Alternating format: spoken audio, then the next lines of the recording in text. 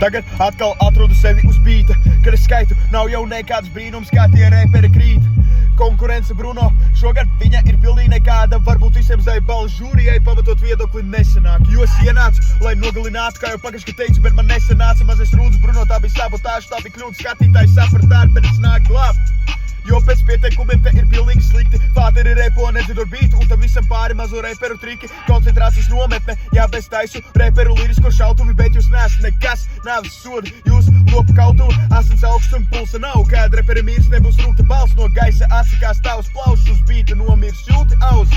Reperi soda, ka šireiz gads būs karstākais sūds, bet reperiem nesanāk izskatās pašam Bruno, viņa ārepo būs. Ja vien teksters ārā no laboratorijas neizvilks savus sētos tekstus tā, lai džeki ārdās un uzprāts visu manu fucking internets. Pāri minūtei tik un tā es iedodu savas ekstra rindas un es sitīšu procentu vairāk pat tad, ja tu iziesi uz visiem 100 un es apsolu, ka neatstāšu jūs bez brūcēm vai kaujas rētām. Mani vārda krusta, kas krīt jums virsū kā pienākās iekštām Latvijas vētrām. Bams! Būs, nebūs.